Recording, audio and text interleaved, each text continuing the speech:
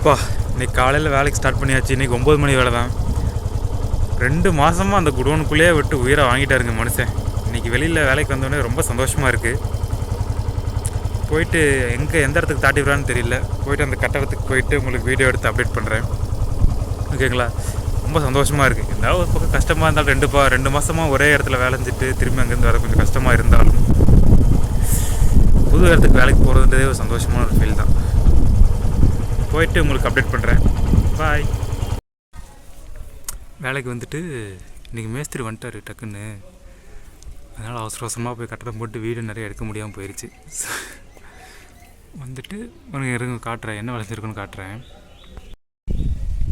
அந்த செவரு ஒரு படி நெட்டுக்கு தூக்கியிருக்கு. தெரியுதுங்களா? அந்த 2 அடுக்கு மேலே அது அப்படியே தூக்கியிருக்கு. இன்னும் சாயந்தரம் வரைக்கும் என்ன வேலைஞ்சுட்டு அப்டேட்டாக உங்களுக்கு அப்போ சொல்கிறேன். டீ டைம் ஆயிடுச்சு. இப்போ டீ டைம் ஆயிடுச்சு. எல்லாம் டீ டைமுக்காக எல்லாம் கீழே இறங்கிட்டாங்க.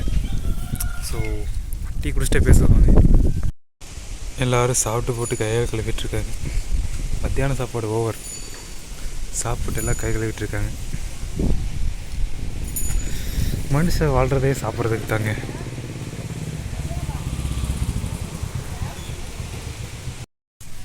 மணி 2:30 ஆயிடுச்சு. அவ்வளோதான், எந்திரிக்க வேண்டியதான். சித்தி நான் போகலாம், எந்திரிங்க.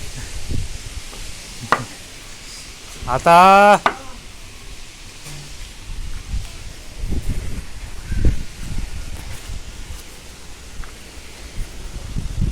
கா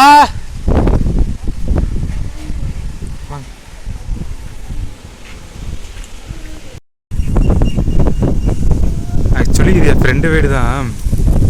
நாங்கள் தான் வந்து கட்டி கொடுத்தோம் 2 வருஷத்துக்கு முன்னாடி.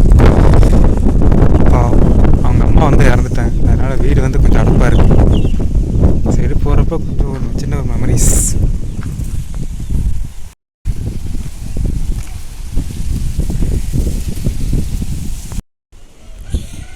மத்தியானம் வரைக்கும் வேலை இதுதான்.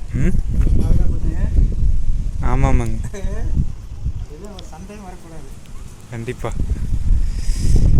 ஆத்தா எப்படி உட்காந்துட்டீங்க? தூக்கம் வருதா? இந்த வர இருங்க.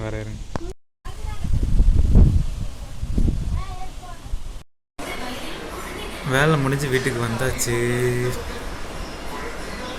பட் நிறையா வீடியோஸ் எடுக்க முடியல.